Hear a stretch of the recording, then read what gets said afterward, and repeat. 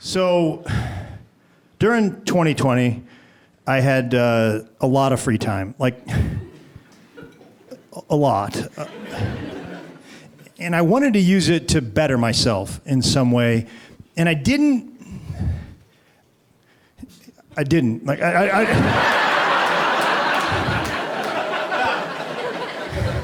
I worsened myself quite a bit. I'm not responsible. I lose stuff. If there's an important document, I don't have it. I'm a constant disappointment to the DMV.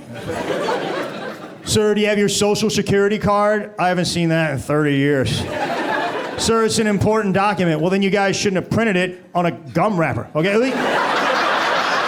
At least the passport people made a book out of their thing. It's got pages and a cover, and yes, I lost that one too, but I shouldn't have.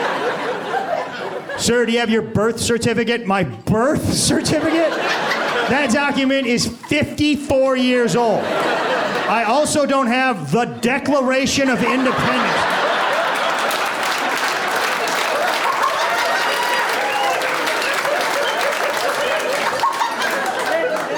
You can get a new birth certificate. You know, you just got to write to the state. But you can get one.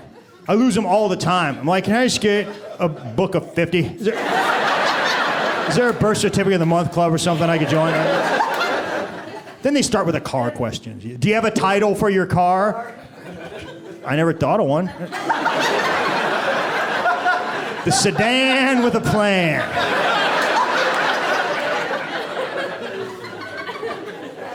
My friend told me if you get the vaccine, that's the government's way of putting a chip inside of you. If that's the case, like, I'm very grateful. I mean, that's going to make the DMV a better place for everybody.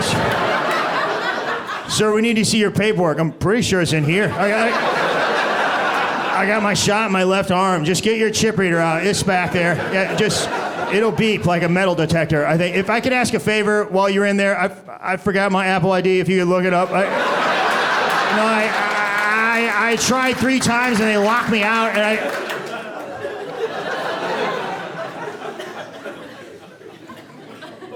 irresponsible.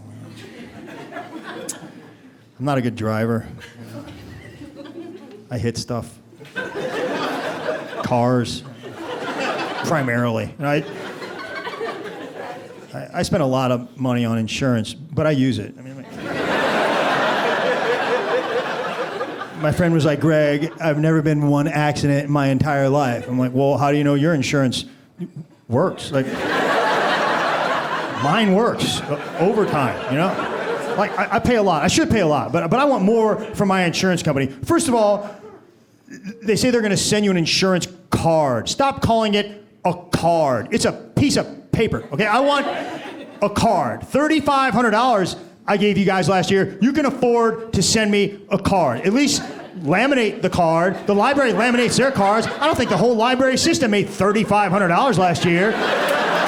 They don't send you a card. They send you a piece of paper, and it's got a dotted line on it with a picture of a scissors. No,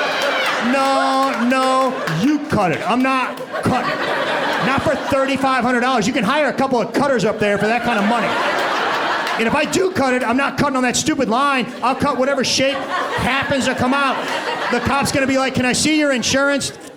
Swan? Is that a swan? Is that what that is, sir? Did you make a swan, son?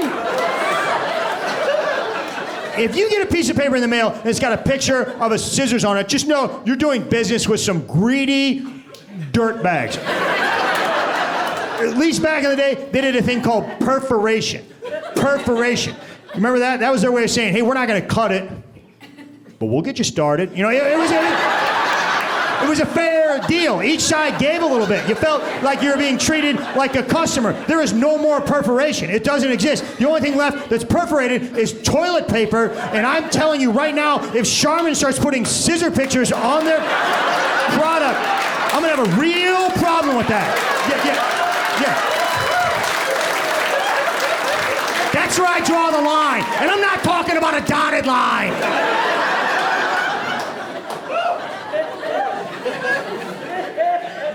Somebody in here is old enough to remember they would give you a card. Every 6 months, the insurance company would send you a plastic card. It looked like a credit card. You put it in your wallet, you felt like a man. Now if I get pulled over, I have to unfold a little piece of paper. It looks like a note from my mom. Like, please excuse Gregory from any bad driving. He lacks concentration, but he's a nice boy. There's a note from my dad at the bottom. He doesn't lack concentration, Colleen. He lacks brains. He's an idiot. He can't drive. They're just greedy. They're greedy, you know. Hey, this is Stan in finance, and I was running the numbers, and we only made $178 billion last year. We're going to have to save some money somewhere. Here's what I'm going to do. No more plastic. Send them paper. Put a scissor picture on there. They think they're doing a craft project. Then, a couple years later, hey, it's Stan, I got a better idea. Don't send them paper, send them an email. They can use their own paper. Pretty soon, it's going to be like, hey, if they want a card, tell them type something up, write the word insurance on the back of a bonnet paper towel. We don't care. We already got their money. Tell them it's for the environment.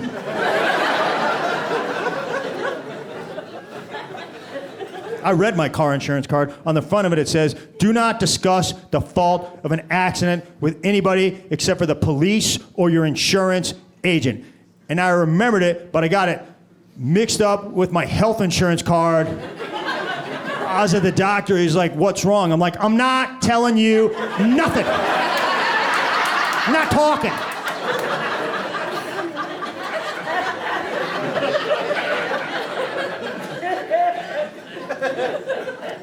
You guys are great. You guys are awesome.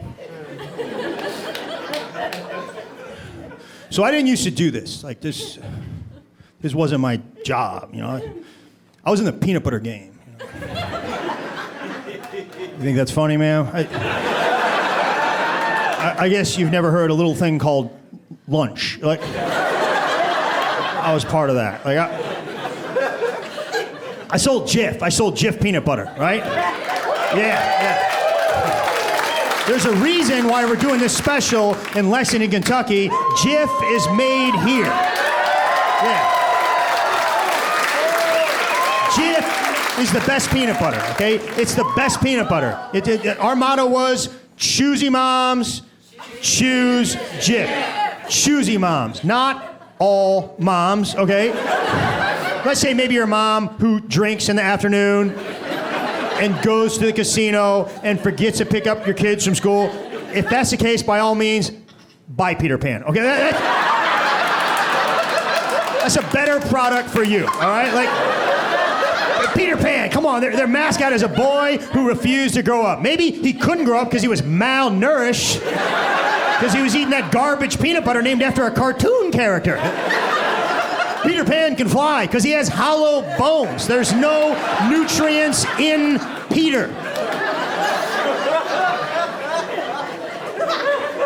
Now listen, I'm gonna talk a lot about peanut butter, okay? It's an important subject, but I need to address something up top. It's been a rough year for Jif, okay? If you guys don't know what happened, we had a problem. Some people, barely any, like 14, got some salmonella, okay? And they traced it back to Jif, okay? And Jif did the right thing. They pulled it off the shelves nationwide. They pulled it all off, and I feel bad about it. I mean, I didn't do it, all right? But like, I wish I could go back 20 years when I worked there and say, like, hey, if you guys are thinking about coming up with some sort of a raw chicken-flavored peanut butter, don't. Like, it's a bad idea, you know, like. And just so you know, like, that happened in 2006 with Peter Pan. They had the same thing, you know. They had a recall, salmonella. Just this year, Skippy had some metal particles in their peanut butter, and they had to pull it off the shelves. And you guys are like, well, Greg, it's never happened with organic peanut butter. Yeah, that's because they've only sold, like, 30 jars of that stuff, right? You know what I'm talking about? The organic peanut butter? It's got like an inch of oil on the top of it. Looks like a science project on the grocery shelves. You know, well, Greg, that's how peanut butter naturally settles. Well, then cover it up. Nobody wants to see that. Greg, your peanut butter has preservatives in it. That's why it doesn't do that.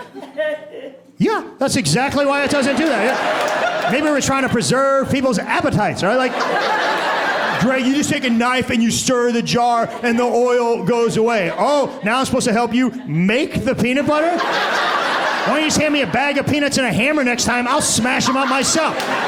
Me eater, you maker.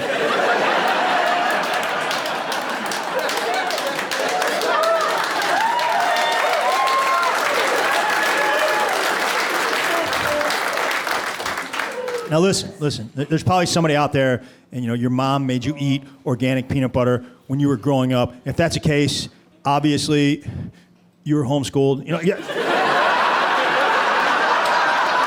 That's why you're homeschooled. Your mom did not want you to go to school and sit next to the Jif kid and have that kid be like, "Hey, there's another way to live."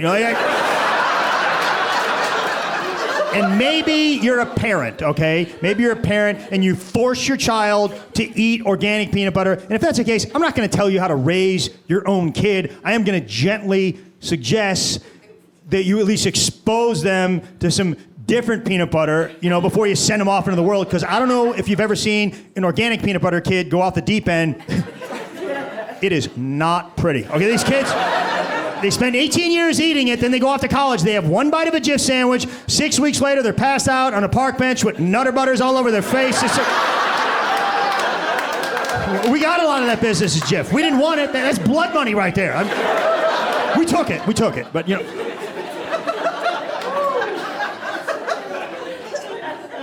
Now, the company that I work for was called Procter Gamble, okay? They don't own Jif anymore. You know who owns Jif? Smuckers. Smuckers owns peanut butter and jelly. If these guys ever get a hold of bread... Now, the government will step in. That's an illegal monopoly. That's Sherman antitrust, I think. I mean, you can't own a whole sandwich. This country was founded on principles. Right? I mean, I'll be honest. I was a big deal, in the... Ma'am, I was, all right? Like, I was a big deal in the peanut butter game, okay? I was part of some stuff that I'm sure you'll remember. I was part of the team that launched the first low salt, low sugar peanut butter into the category. It was called Simply Jif. It was targeted towards diabetics. I wanted to call it Type 2 Peanut Goo, but...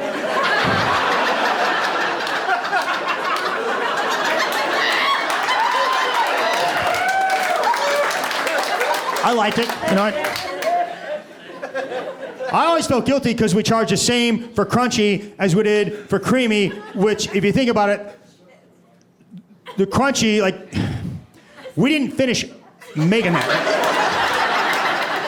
If you went to the plant, the crunchy guys are probably getting off work at noon, and the creamy guys are still smashing up peanuts at 5:30. The savings should have been passed on to you, and I still lose sleep over it.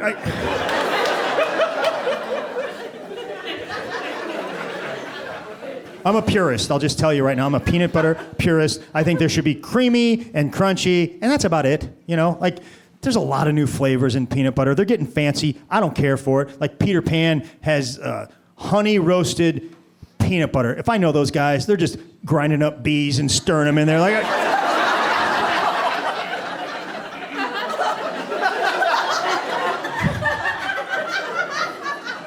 And I mean, even Jif, my company, they're doing some stuff I don't care for. I mean, they're getting fancy. They have an Omega Jif. Omega Jif. Omega, that's fish oil.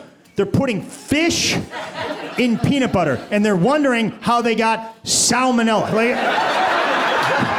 What kind of fish was it? Salmon, maybe? What? Are you guys not seeing what I'm seeing here?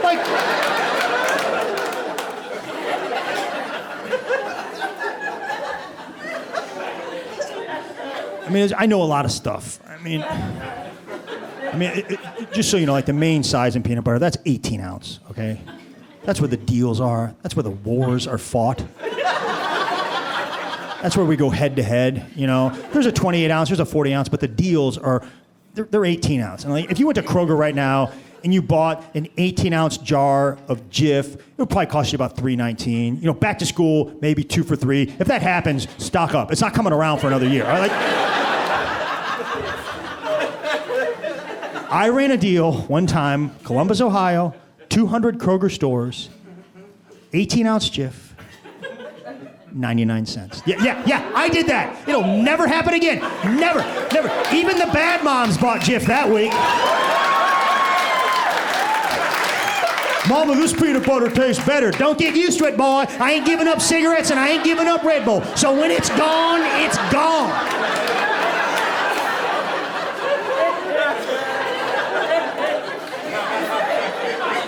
That was a unchoosy mom. Like, I'm sure you've all seen an unchoosy mom at the grocery store, right? Like yelling at their kid or something. Like, choosy, I wasn't choosy when I met your daddy. I ain't about to start with no peanut butter. You better put that brand name peanut butter back on the shelf or I might choose to leave you in the parking lot. Like I did your brother. You didn't know you had a brother, did you?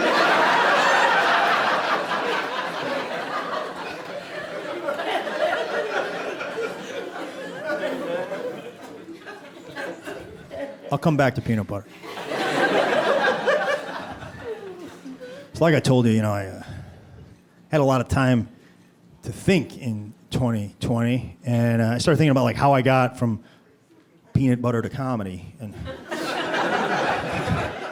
when I was in college, I worked at a comedy club, okay? And it was owned by this guy named Freddie DeMarco. He was 100% New York Italian, and he owned a bar in the middle of Missouri. It seemed a little witness protection type stuff, but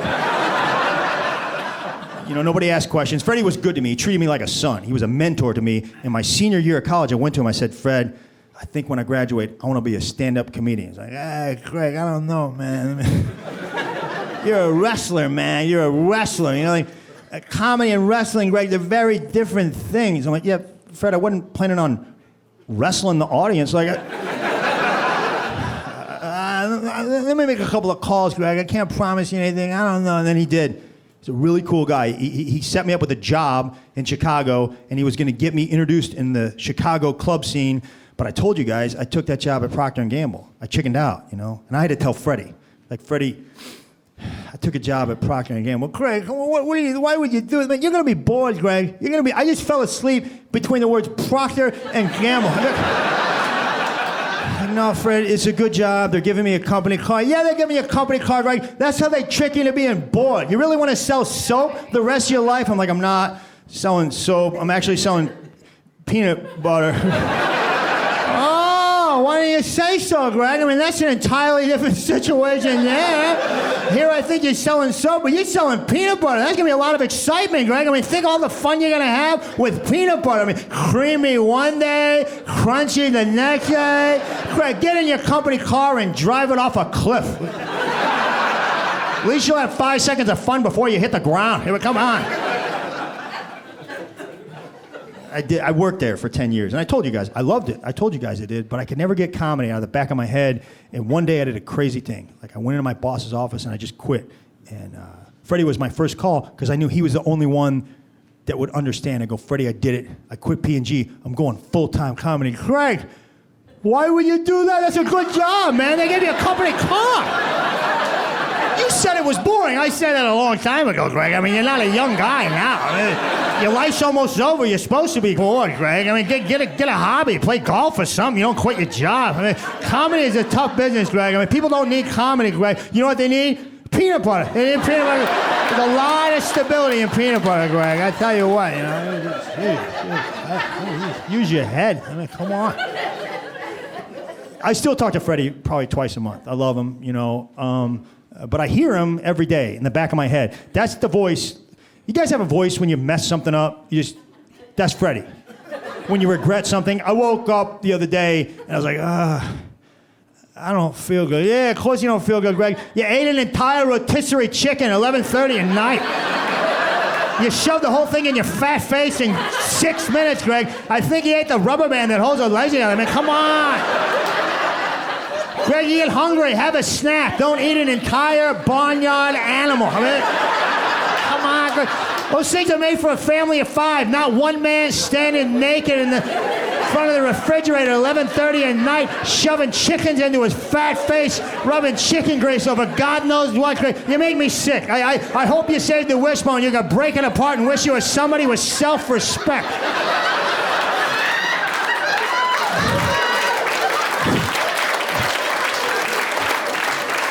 I want to be clear, that's not Freddie, that's me talking to myself. Like this is what goes on in my head every day. I should probably talk to somebody. I should get some help. I don't know. I could get help. I could, like, I didn't tell you guys, I have health insurance. Like, I have it, and I pay a lot. Like, it goes up every year. I didn't even do anything to those guys last year. And I pay a lot for health insurance, you know, and but guess what they give me? A card. I got a health insurance card. It's great, man. It's plastic, full-on plastic. It's flexible. It's very nice. But I mean, for what I'm paying, I want more than a plastic card. I want like a guy. I want a full-time health guy just to follow me around. In case something comes up, I'll be at Walgreens. Mr. Warren, what coverage do you have? Tell him about it, Tony. It's my guy. Pick up some toothpaste, Tony. I'll be in the car. I got a guy. Every time I call my health insurance company, the first thing they say is, "What's your group number?" Well, I didn't know I was in a group. But I'm definitely not getting a group discount. Like, what group did you put me in? I'm guessing by how much you're charging me, you put me in a group with some very unhealthy people. Like, I want to meet the group. I want to meet them. I want to go to the group meeting. I think my group is going to be me, some guy eating a mashed potato sandwich, that monkey that smokes cigarettes in the North Korean zoo, and a corpse. That's my group right there. We're not an insurable group. My health insurance company is called Cigna. You know, Cigna. Yeah. I've noticed a lot of these health insurance companies end in the letters N-A. You know, like Cigna, Aetna, Humana. That stands for, hey, is this covered? Nah.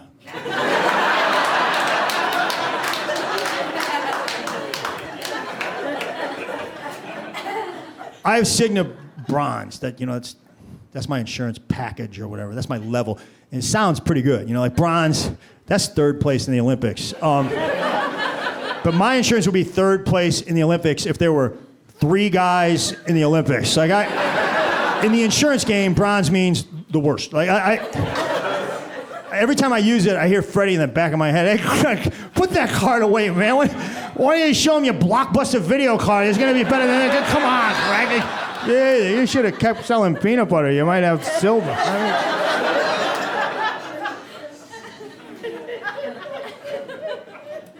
I tried to use it. I call this podiatrist. You know, I go, "Hey, I got to see Dr. Fisser." They were like, "Dr. Fisser does not take bronze level insurance." I was like, "Okay, I'll just go somewhere else." They're like, No. We have a doctor here that does take bronze level insurance." I was like, "Wait a minute. Different doctors within the same practice take different levels of insurance? I'm betting that means they are different levels of doctors." And I'm not getting the good one, am I? My podiatrist is just going to be some guy who's like licking my feet, you know, playing this little piggy. "Hey, what are you doing, man?" "Hey, sorry, brother, you're bronze. What did you expect, a real doctor?" "I'm the custodian, man." By the way, you know, like podiatrist, that seems like that just seems weird. Like, you went to like 12 years of college and you just want to look at feet? What percentage of podiatrists do you think are foot weirdos? I would say right around 100. And if you're a foot weirdo, you have a lot of options in this world. If you're a foot weirdo and you did well in school, podiatrist. If you're a foot weirdo and you flunked out, foot locker. Like, I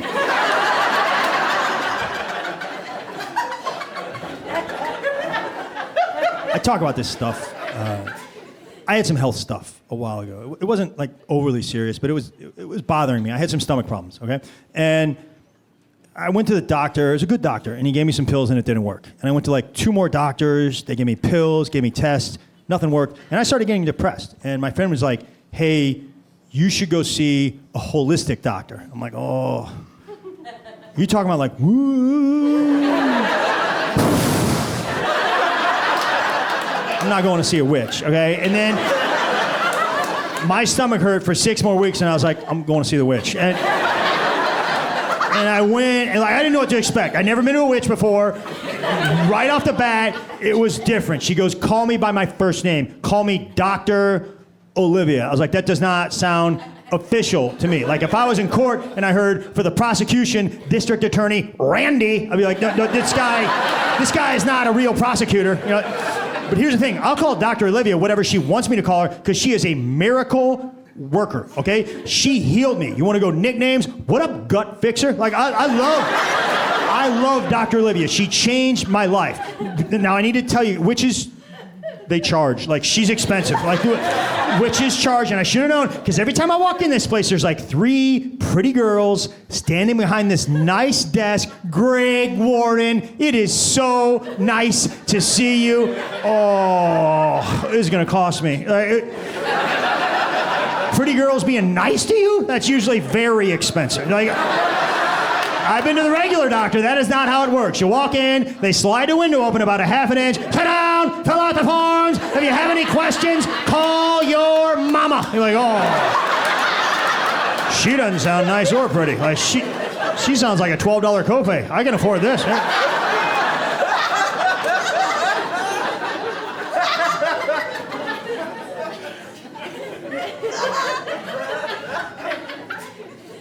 So Dr. Olivia charges, you know, it's just she does. But I was like, okay, I got insurance, let's give it a whirl. So I send it to Cigna and they're like, ooh. She's a witch. I'm like, she's a good witch, okay? She's like Stevie Nicks.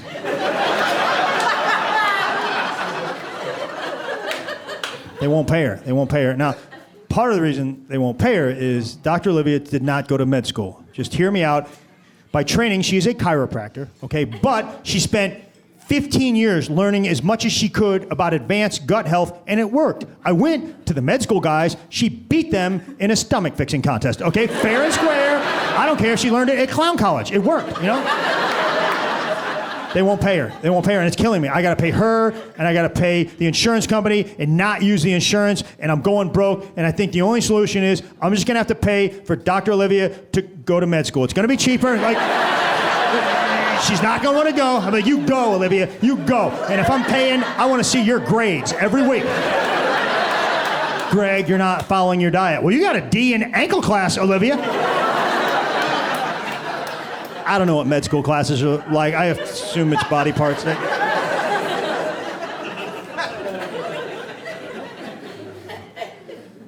mean, here's the thing. I bet you in 20 years, they're going to pay for that stuff. The insurance company will catch up. It's like back in the day, they were probably like, anesthesiology? We don't pay for that. We pay for the pint of whiskey and the stick that you bite down on, and that's it.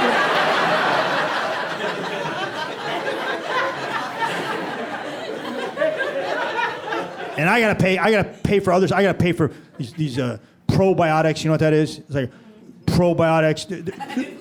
There's a war in my stomach between good bacteria and bad bacteria, and I'm sure you've heard wars cost money. You know, like, and my good bacteria costs $100 a bottle.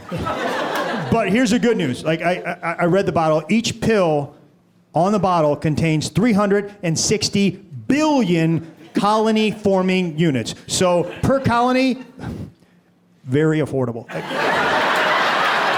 I'm getting a deal. I'm getting a deal on these colonies. I tip her. Hey, here's an extra 50. Thanks for the colony. Okay, so you guys can tell I'm a big fan of holistic medicine now. I'm a believer, but I need to warn you, okay? Be careful. Like, holistic medicine encompasses a lot of stuff. Like over here, you have Dr. Olivia, proven stomach fixer, okay? Over here, you have some idiot on YouTube. Hey, if you get a cold, cold, don't take cold medicine. Chop up some onions, chop up some garlic, wrap it around your feet with saran wrap, put a sock over it, go to bed, wake up, no cold.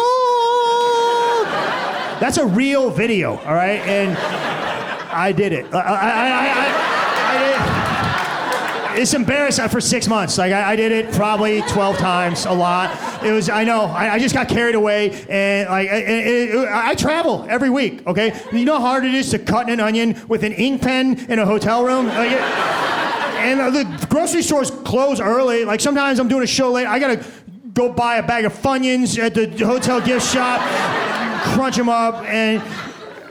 I know, and I get up to go to the bathroom in the middle of the night. I got up one night. You know how hard it is to walk on onions and garlic and saran wrap? I fell down.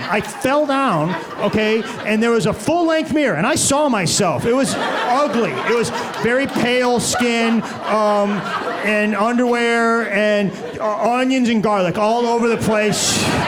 And all I could hear was, what are you doing, man? You're walking around with a soup starter kit on your feet.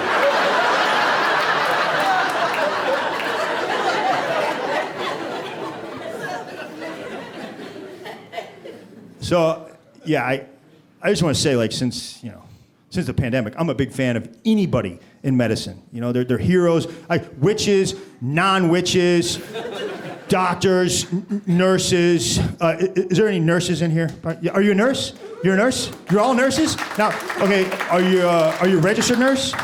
Yeah, are you all registered nurses? What are you? A mama.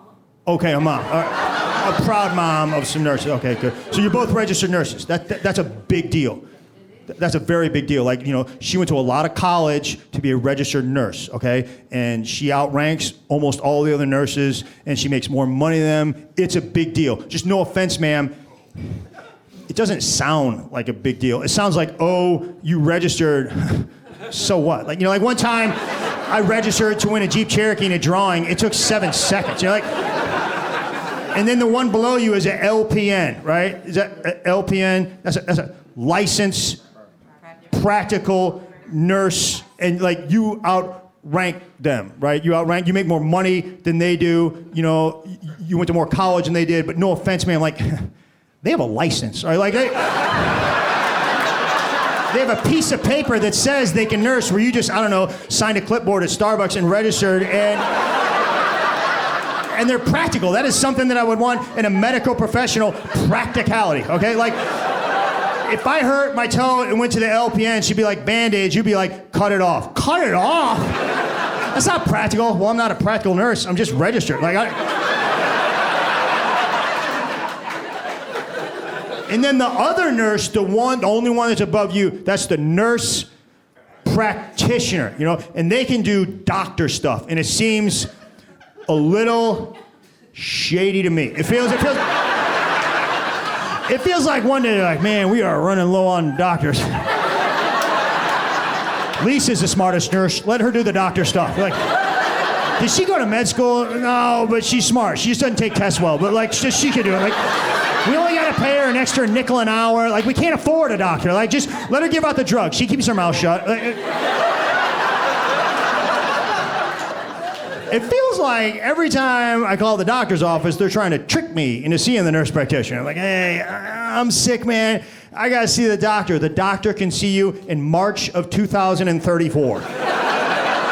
No, man, I'm sick. Oh, the nurse practitioner can see you. She is just as good. All right, well, when is she available? 5 minutes. 5 minutes? If she's so good, why is she so available? She's on her way to your house right now. You can't take it back, sir. There are no takebacks in nurse practitioner. You're like, what?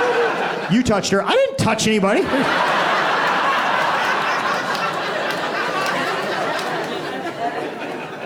It's just a dangerous precedent. I've been to a nurse practitioner. They're fine. It's just, I don't want to be on the operating table one day and be like, hey, who's the surgeon? Surgeon. Surgeon practitioner. What? Is she good? Oh, she's very good, sir. You familiar with that show, Chicago Med? Yes. She's seen every episode.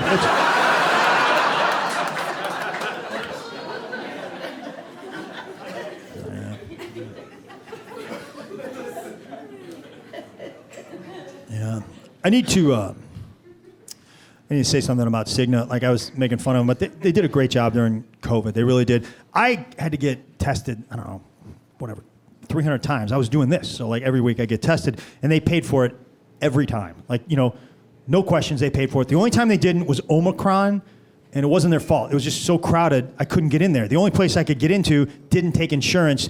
It wasn't a bad deal. It was $79 for a COVID test, $99 for a negative COVID test. And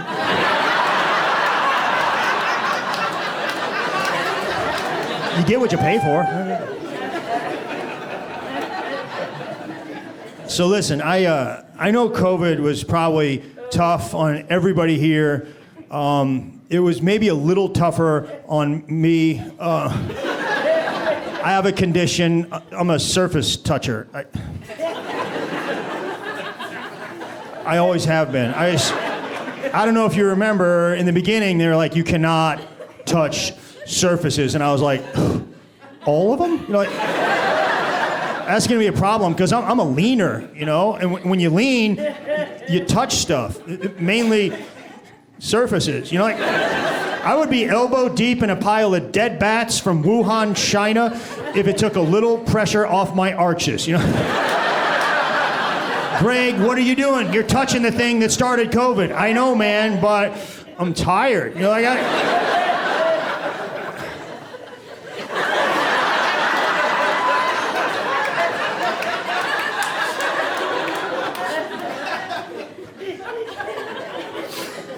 I like to sit and lean. I like to sit and lean back. You ever been to a restaurant, they have a bar stool with no back? I'm like, well, we're not eating here. I came to have a meal, not strengthen my core.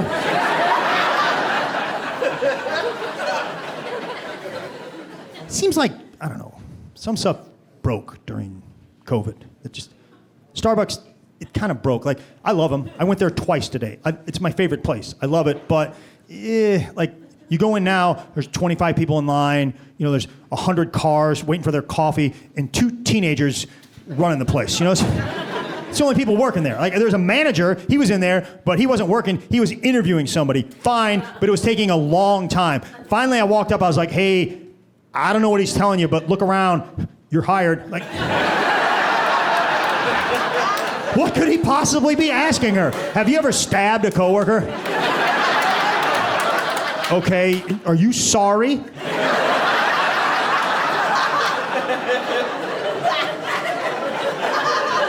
Funnest time I had during the pandemic actually was at Starbucks. It was relatively, I don't know, middle of the pandemic, something like that. And my friend and I went to do a comedy show. Nikki Glaser, you know who she is? Yeah. All right, hey, take it easy. Like, this is my show. Like. No, she's great. We actually went to the same high school. She went way after me, but no, she's great. But we went to do a show. We were like raising money for this comedy club because they had a rough time, and we had masks and stuff on. But it was fun, and we stopped at Starbucks. And I don't know if you remember, sort of in the pandemic, Starbucks was open, but they did not want you to go in their bathroom. They put signs up. There's probably COVID in here. Don't come in. You're like cones and skull and crossbones, and like, I knew, like, the staff has to be somewhere. They're open. So what I would do, I would just walk in and I'd go right to the bathroom, like right to the bathroom. By the time they knew I was even there, I was like, base, like, I'm touching base. Like, you can't get me, you know. Already peeing, you know.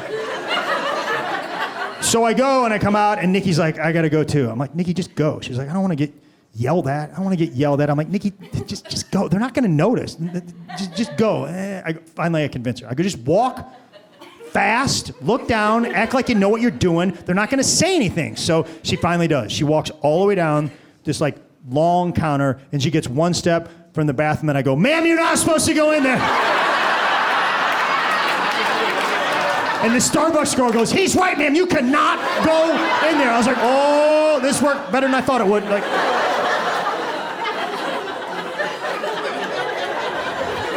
I swear, I didn't plan on doing that. She was like 3 steps in the bathroom, and I was like, I got an idea. Then she was 2 steps, and I was like, I don't want to lose a friend over this. And she was one step, and I was like, you can make new friends. Like, it's COVID. You don't see these people.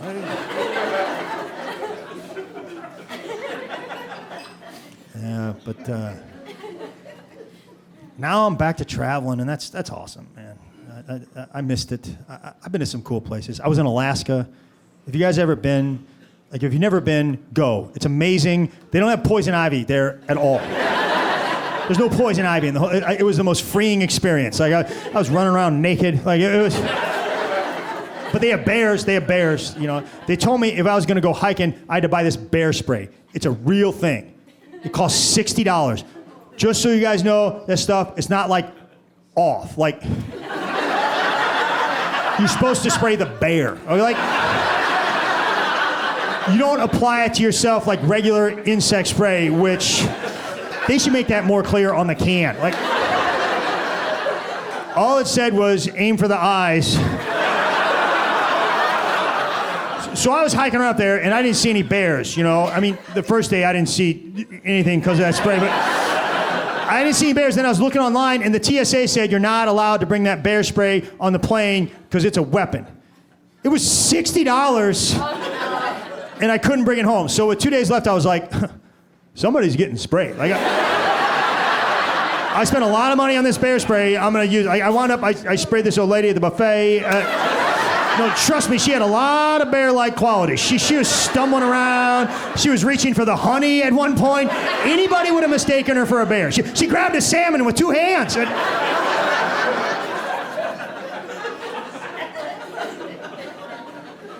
went on a whale watching trip too. It wasn't one of the main.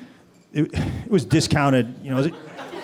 Okay, it was a night whale watching trip, which. No, I see what you're thinking. Like, I got a good deal, okay? And when we got back, the guy told me there was a lot of whales out there. That like, apparently we were surrounded by whales the whole time. Yeah. I mean, I couldn't see him. It was pitch black. But you know, I heard him. You know, I think I heard him. I don't know. Is this what a whale sounds like? Hey, I'm a whale.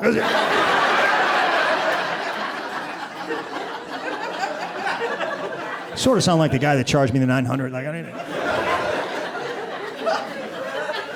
So, you know, one of the cool things during the pandemic was you got to spend a little time with the people that you love. You got to spend time with your family. I got to hang with my dad more. My dad, he was a teacher and a wrestling coach and a football coach, and he's retired, and his hobby is woodworking. He can make all kinds of stuff, you know.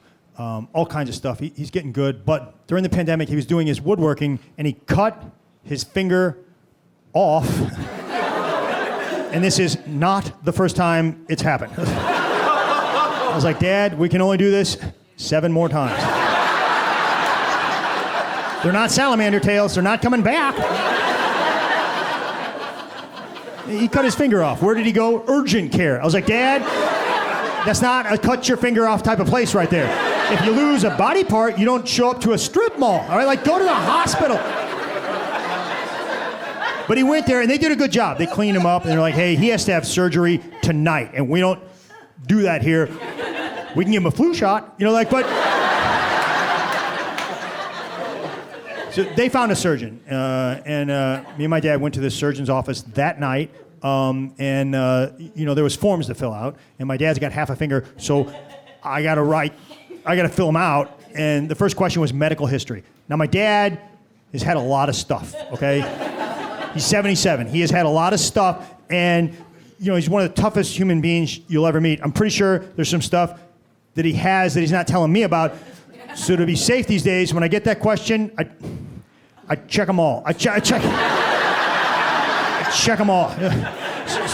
Sir, it says here your father has an ovarian cyst. Yeah,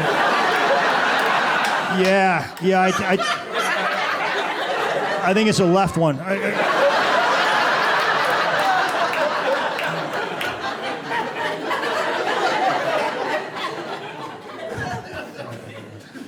The second question was medication, and my dad, like most old people, takes a bunch of pills, you know? So I go, Dad, I don't know what you're taking. He goes, I don't feel like dealing with it. Just put none.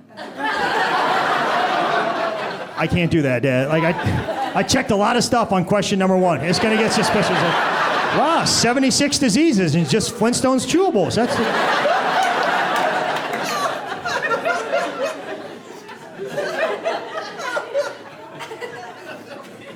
My dad has this dog, and I can't have a dog because I travel all the time. But during the pandemic, I got to hang out with Red a lot. I love Red. So I was walking him one day, and we walked by this lady's house, and she just starts yelling at me. He pees on the bushes, you know. She comes out, don't let him do that. Don't let him do that.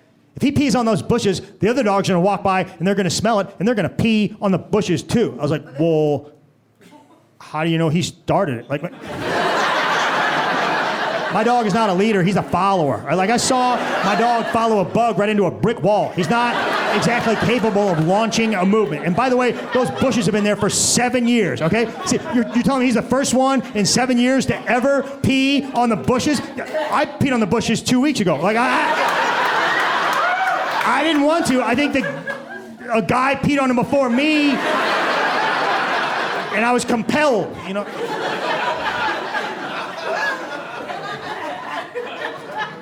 Yeah, my dad has always been very supportive of anything I do. He was supportive of the Procter Gamble thing. He didn't really understand it. He's like, you're not really in sales. I'm like, yeah, I am, Dad. He's like, they've been selling Jif for a long time at the grocery stores. How'd your sales call go? You guys want to carry Jif? We already do. Pleasure doing business with you. Like, it's not sales, son. I'm like, no, Dad, it's not about whether they carry it. It's about, like, you know, what items do they carry? How do they promote it? How do they shelve it? Shelve it, just like I thought. You're a stock boy. Like, your brother got a job cleaning out urinals at the airport. What's that make him, a fighter pilot?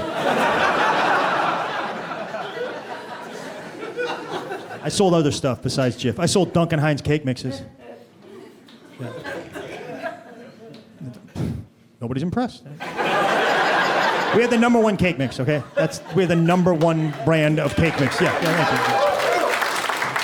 We had the #3 frosting, and that was embarrassing. And we did some market research, and we found out people were baking Duncan Hines cake mixes and frosting them with Betty Crocker frosting, which it's not funny, sir. That's like saying, hey, I want to marry you, but I'm going to have kids with your brother.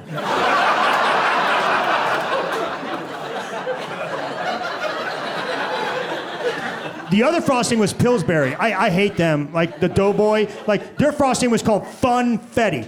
Funfetti. You know, like Funfetti's a fraud. Basically, they had like 70 items, 68 were the same thing. You know, like it was all vanilla frosting with candy in it. Vanilla frosting with candy hearts. Vanilla frosting with candy guitars. Vanilla frosting with candy mermaids. You don't need all of those. Well, my daughter likes a variety. Well, your daughter needs to grow up. Like, when I was a kid, we had variety. On your birthday, cake. On the other days, no cake.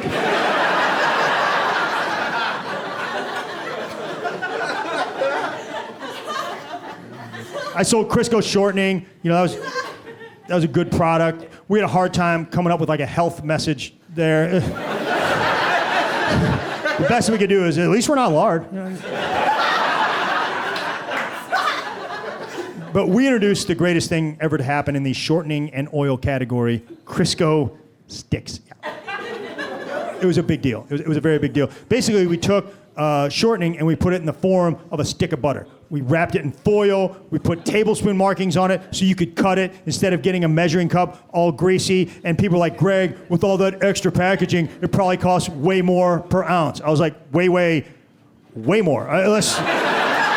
Let's be honest, though, you're eating shortening, okay? You do not have a lot of time left on this earth. Like, spend your money.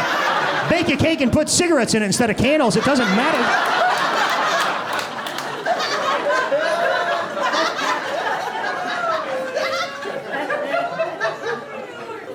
I sold orange juice. We had the Citrus Hill brand. Most of you guys probably don't remember it. We weren't there long, but everything that you guys enjoy in orange juice today, we came up with.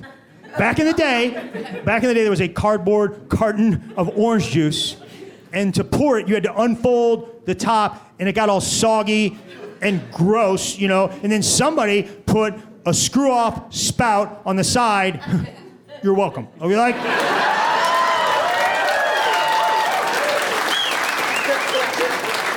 Yeah. So next time you're enjoying a glass of Minute Maid or Tropicana, pour a little out to show respect for the OG. Like,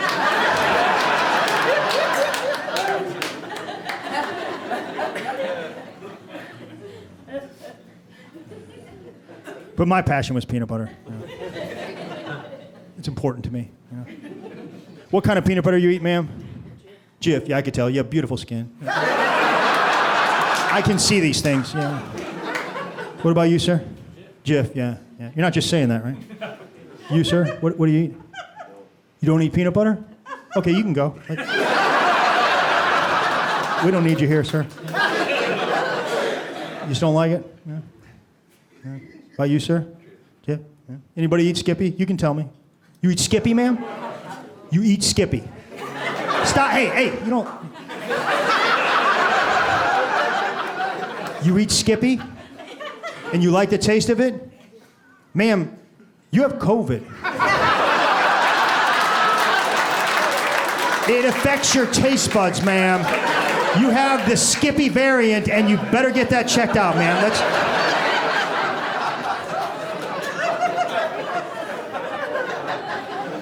What about you, sir? Peter Pan. Peter Pan.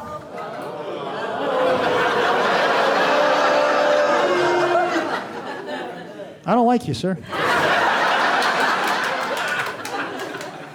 I respect your confidence.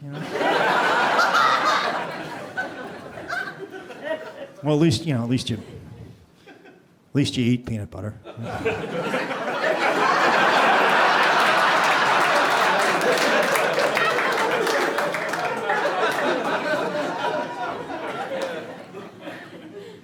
I've heard a lot of excuses why people don't eat peanut butter. My son has a peanut allergy. We don't keep it in the house. Well, we did a lot of research at Procter Gamble, and we found out that your son is a faker.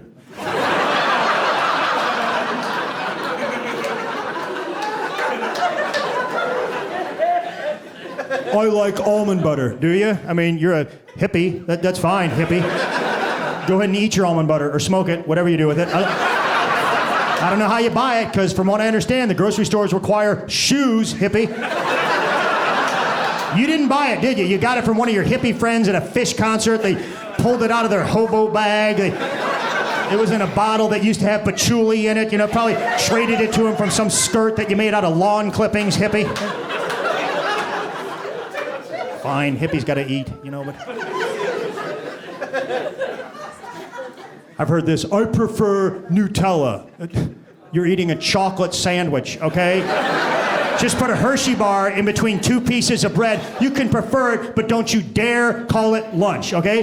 By the way, check your blood sugar. You're about 2 of those sandwiches away from a permanent ride on the Type 2 peanut goo choo-choo.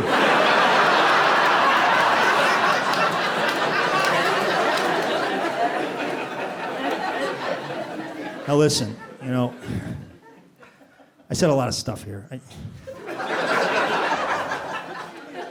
I said some bad stuff about Peter Pan, I said some bad stuff about Skippy, and I meant it. I hate them, I hate them, but I respect them on some level. They've been in the game for a long time. They've been there. They were there before Jif. I respect them. There's some peanut butters think they can just jump in the game, like Reese's. Remember when Reese's all of a sudden said, we're a peanut butter, I'm sure they were thinking, hey, we're a candy bar with peanut butter as a main ingredient. How hard could it be to be just peanut butter? Real hard, Reese's, okay? You're gonna find out what it's like to stand on your own. You don't have chocolate to hide behind over here. We're not playing trick-or-treat games. We are feeding families in this aisle. Just be a candy. That's what you are. Be a candy. You don't see Ring Pop trying to get in the jewelry business.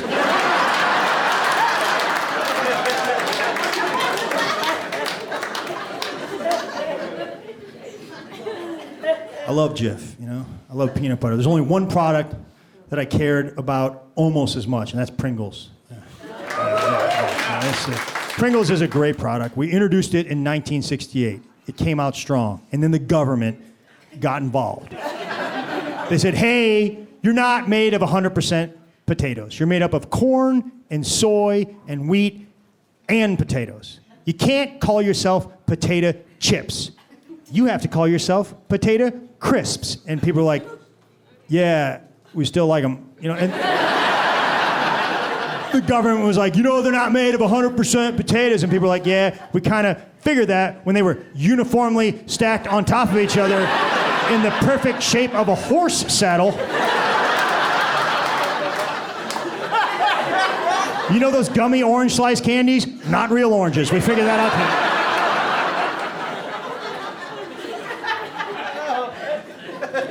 Pringles are great for a couple of reasons. Number one, we protect our product. You ever go on a picnic with a bag of chips? One banana rubs up against it, you got potato dust. At Pringles, we built a cardboard fortress around our chips.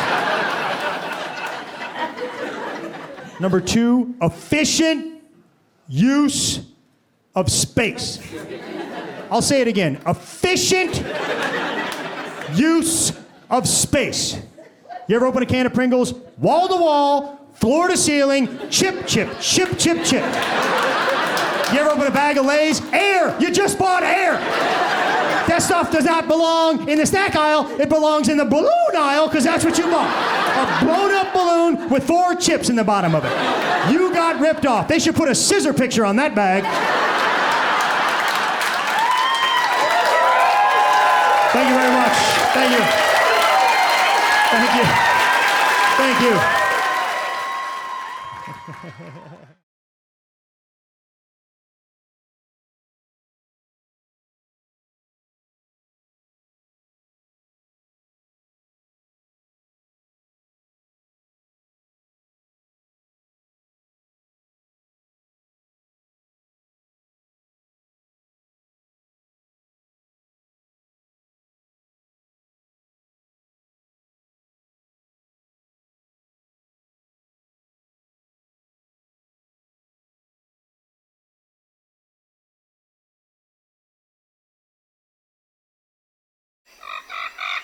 Thank you very much.